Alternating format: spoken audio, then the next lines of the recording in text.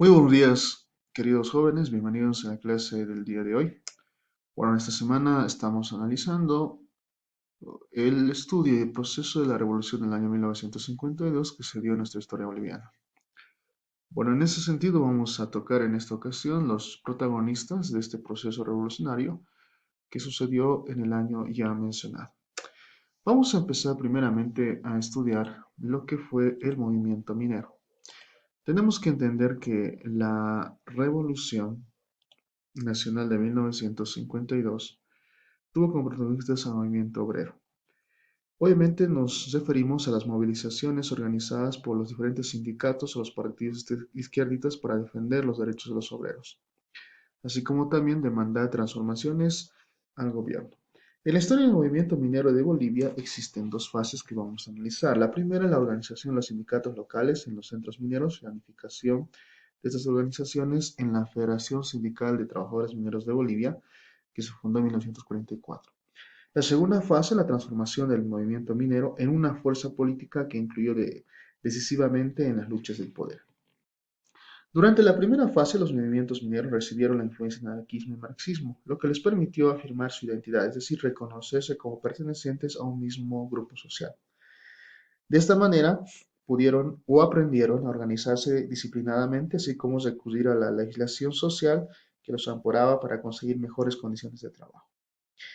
En ese sentido, la fundación de la Federación Sindical de Trabajadores de Mineros de Bolivia unificó a todos los sindicatos dispersos, convirtiéndose de esta forma en una fuerza política, que contribuyó bastante a la revolución del año 1952. En la segunda fase, durante el gobierno de Lemenera, la Federación de Mineros vivió uno de sus periodos de mayor protagonismo político. Su participación fue decisiva en diferentes tipos. El primer punto fue la organización de la Central Obrera Boliviana, que agrupaba a todas las federaciones sindicales trabajadoras del país. Por decisión de sus afiliados y reconociendo la importancia del movimiento minero, se dispuso que la máxima dirección de esa organización sindical sea siempre ocupada por la dirigencia de la FCTMB. Luego tenemos la cogestión obrera en la Comibol con derecho a veto.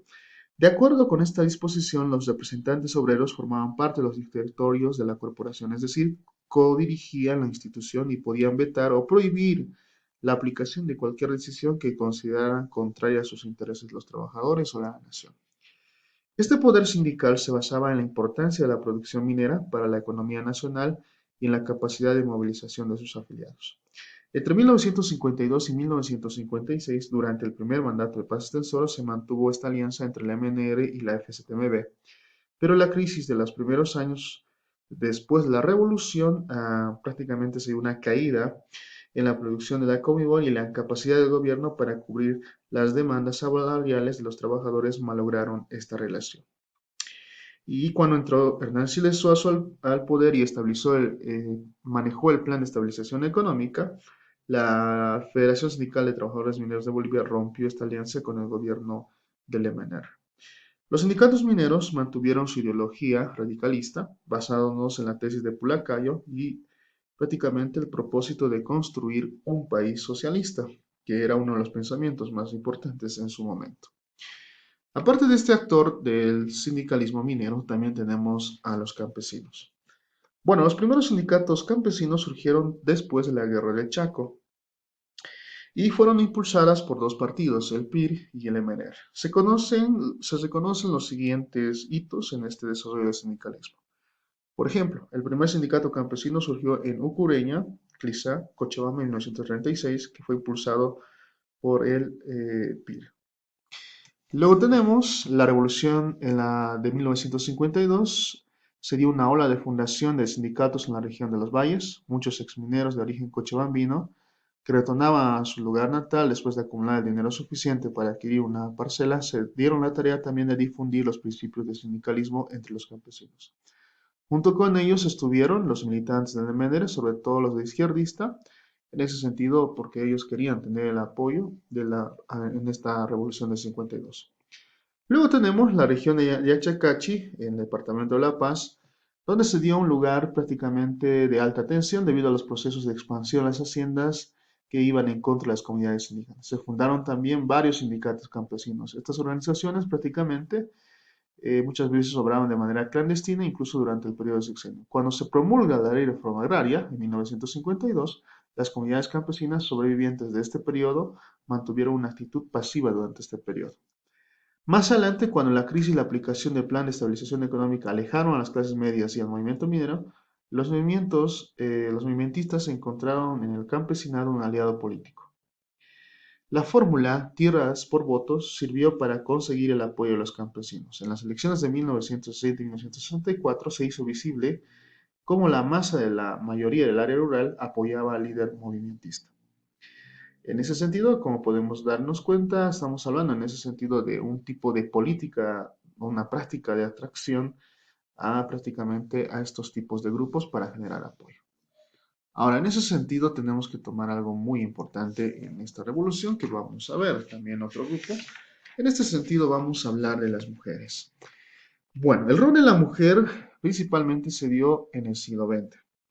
Después de la guerra del Chaco, no solamente se dio el fin del régimen honorífico, sino también la situación de la mujer cambió. Especialmente con la Revolución del 52, los derechos y el papel de la mujer tuvieron un adelanto notable.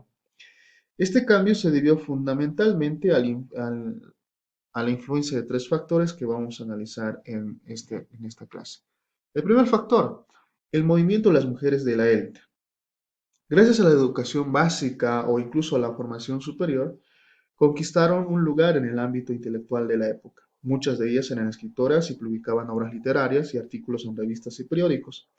A través de estas publicaciones cuestionaban el papel secundario que tenía la mujer en esa época. Segundo, tenemos la acción de las mujeres de las clases populares, cuyos sindicatos excedían el papel pasivo tradicional de las mujeres en el mundo laboral y político. También tenemos la influencia cultural de Norteamérica y Europa, que llegaba a través del cine, la radio y los medios de impresos, donde mostraban la independencia y autonomía de las mujeres en las sociedades modernas. Entonces, en ese tiempo, Estados Unidos y el Reino Unido, por ejemplo, ya aplicaban el derecho de voto a las mujeres. Ahora, tenemos que entender que tras un largo periodo de restricciones económicas, las mujeres también asumieron la conducción de sus vidas y hogares. En ese sentido, ganaron autonomía e independencia para poder asumir su valor dentro de un papel activo dentro de lo que es la participación política. Especialmente, esto se dio a partir del año 1940, donde la mujer rompió prácticamente con su tradicional pasividad. Y vemos ya la activación de las mujeres en la vida política.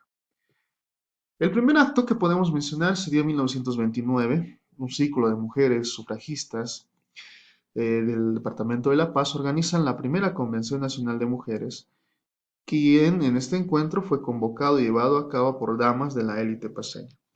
En el encuentro se presentó una delegación de líderes anarcosindicalistas de los mercados, quienes expusieron un manifiesto que criticaba el carácter excluyente de la convención, pero fueron rechazadas y obligadas a abandonar el encuentro. En este caso, los sindicatos de las comerciantes minoristas fueron los que primeramente rompieron con la exclusión de las mujeres en las protestas y actos políticos públicos.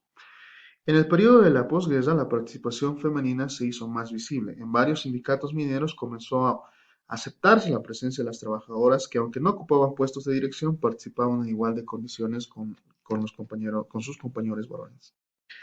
La convulsión social que caracterizó el periodo del sexenio estimuló la presencia femenina, especialmente en las protestas callejeras. Por ejemplo, en Santa Cruz, durante la llamada Guerra Civil de 1949, varios grupos de mujeres apoyaron la acción de los sublevados y organizaron la fuga de los mismos ante la cercanía del ejército opresor. Años antes, en La Paz, durante el gobierno de Villarroel, también varias mujeres pertenecientes a familias de la élite crearon la Unión Cívica Femenina, que organizó multitudinarias manifestaciones en contra del gobierno, denunciando su violenta represión de los opositores, algunos de los cuales incluso fueron fusilados. Una situación un poquito compleja. Y también ya vemos la participación ya de la mujer en los partidos políticos. El MNR fue el primer partido de carácter masivo que integró a las mujeres. En su estructura incluso se incorporaron los famosos comandos femeninos, que eran grupos de mujeres profesionales o trabajadoras que practicaban un oficio. El más famoso de estos grupos fue el Comando Femenino María Barzola. Con el tiempo, las Barzolas se transformaron en un grupo de choque, es decir, una agrupación dedicada a la confrontación violenta con los opositores del partido, a los que agredían tanto verbal o como físicamente. La barra del Congreso Nacional fue el escenario favorito de este grupo, desde donde acallaban a los miembros de los otros partidos.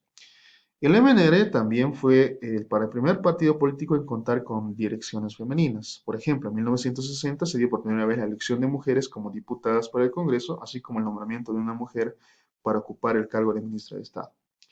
Prácticamente la mujer ya había alcanzado posiciones de expectativa muy importantes en el contexto social y político de nuestro país. Años más tarde, incluso ya dentro de las filas de MNR, surgiría la señora Lidia Gueliet Tejada, que fue nuestra primera presidente mujer de Bolivia y la segunda del continente después de María Estela Martínez de Perón. Como podemos darnos cuenta que aquí vemos el escenario de la política, la mujer ya tuvo un rol muy importante que ayudó en este proceso. Y bueno, fue un crecimiento muy importante apoyándonos o basándonos especialmente en la revolución del año 1952, que creo que es el aspecto más importante que tenemos que tomar en cuenta. Y como podemos ver, varios grupos fueron los que participaron en la revolución del 52, tuvieron su aporte dentro de nuestra historia nacional. Bien chicos, espero que les haya sido de mucha ayuda esta explicación, que tengan un buen día y nos vemos en la siguiente clase.